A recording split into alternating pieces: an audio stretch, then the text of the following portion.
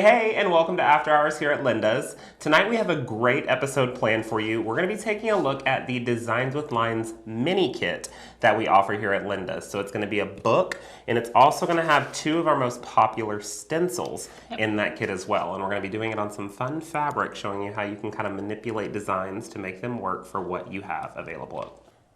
Okay, so over here at the machine, what we're going to do is I'm kind of taking you on a different approach for this book. We've looked at the mini kit before, but I want to show you this design right here.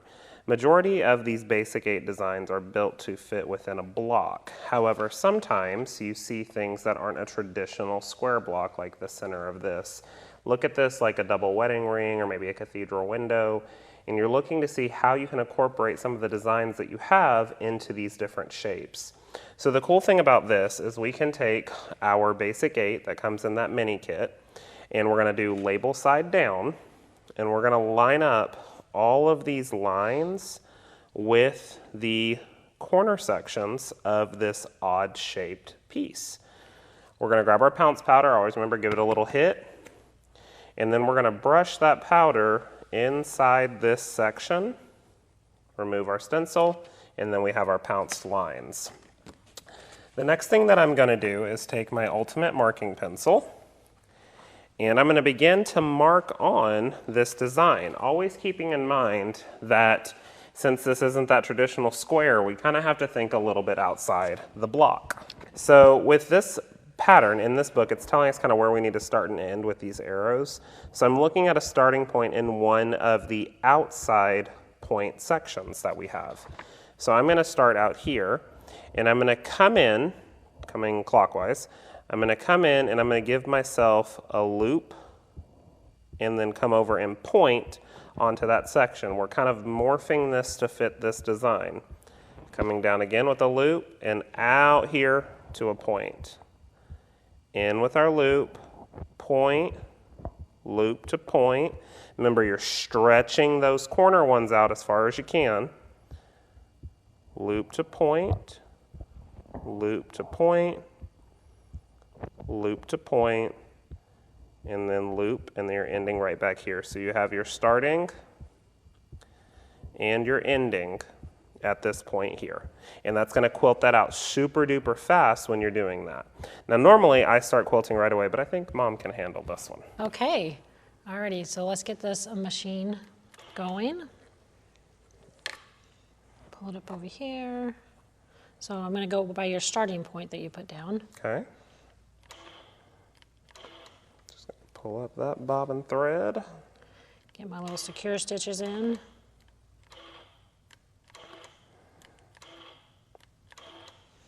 Alrighty, and then I should just be ready to go, right? You should be, that's the goal. Alrighty.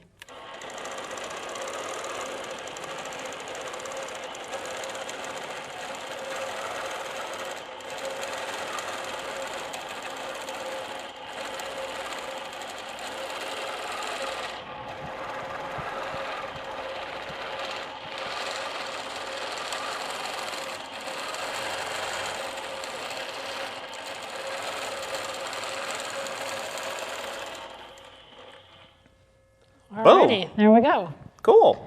The sign's going out up there a little bit. That's not too bad. It definitely helped by having it all marked ahead of time. Definitely. So thank you for being my assistant on that. You're welcome, no problem. Alrighty, what can we do next? So we're gonna go ahead and I will go ahead really quick and I'll pull up the bobbin thread and we'll trim that away, just so that's out of our way. And then I think we should look at using the other stencil that comes in that kit, the straight line stencil. Okay. And learn how we can fill up these orange peels a little bit more on the outside section. So what we're gonna do is we're gonna take that straight line stencil, and since we pounced a little further out with our original basic 8, we kind of have a nice straight line to follow. Okay. Because that's gonna know we're gonna keep it nice and straight going on that angle. So we're gonna do label side down on this. Just like that. Now this is a little bit of a smaller section because this is a smaller print. So if we give ourselves a pounce here in that section and remove, that is the spacing that we have 1 inch apart with those lines. If you wanted to give yourself a 1/2 inch spacing, it would be a little tight. But if you want to give yourself a 1/2 inch spacing, you could reapply that stencil right on top of what you pounced and then shift it over halfway left or right. And then you could pounce that and you would have a 1/2 inch marking at that point, which can make it a little bit tighter when you're working in those smaller sections. Completely up to you. So, inside of your book, you've got multiple different sashing ideas. Now again, this is working in a straight sashing how you're traditionally used to seeing it. However, we're going to switch it up and do it in this format, okay? I want to do these loops right here.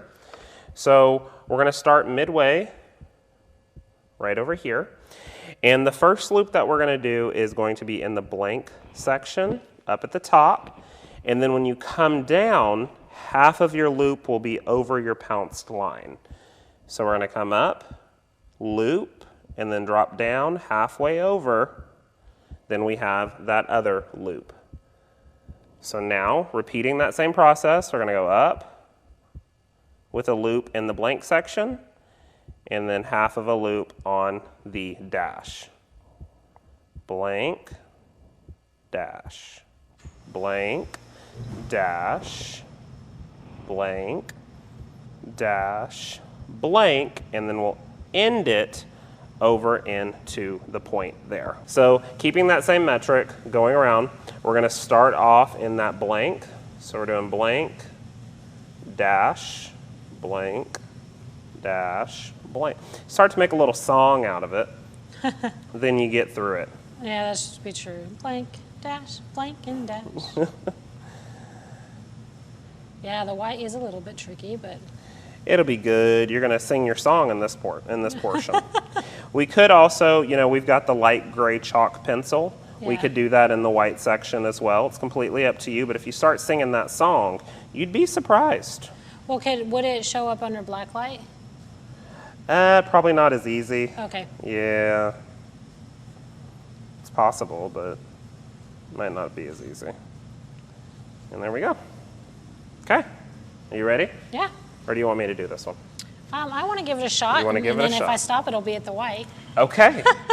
All right. So we'll take that over for you.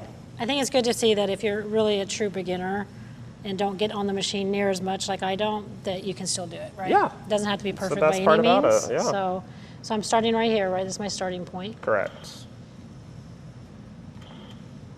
Pulling up my thread. There's probably a faster way to do this. I just can't remember right now. You're fine. Alrighty. And then now I'm going to start quilting. Sounds good. I'm going to follow. I'm going to pull this out just because it's driving me crazy. I'm glad you did that. I know it's going to start stressing me out. Probably the viewers do, so we'll get that out. There we go.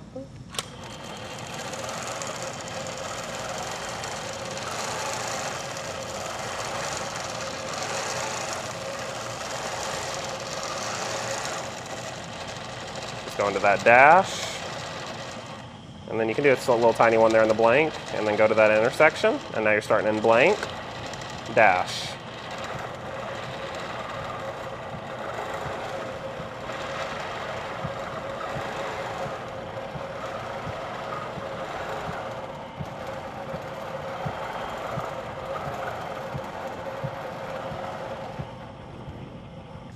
All right, so we're starting blank, and we'll start down here. You're such a good teacher, Corey.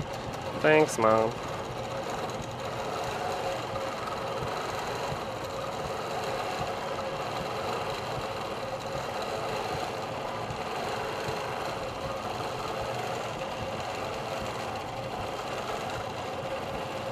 Okay, we're going to there. Now we're into blank and dash.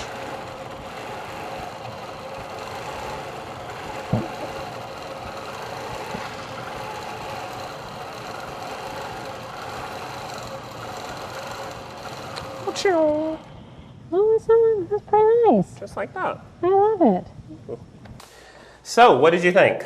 That was fun. You know, I haven't got on the machine in a while, so to put me back on there, kind of on the spot, I might say. I don't know what to tell you. It's just how it was. It was fun. It was like, oh, I missed kind of doing this, so I can't wait to do a little bit more with you. Awesome. Well, thank you all so much for joining us tonight here on After Hours. Make sure you hop over to our website, lindas.com, and you can find the Designs with Lines mini kit there. Again, that book and 2 stencils. It's a great starter way to get into using Designs with Lines. Also, remember, if you are picking up this and you don't have any Pounce Powder, make sure you grab some Pounce Powder so you can do this amazing stuff just like we did. We'll see you next time. Bye. Bye.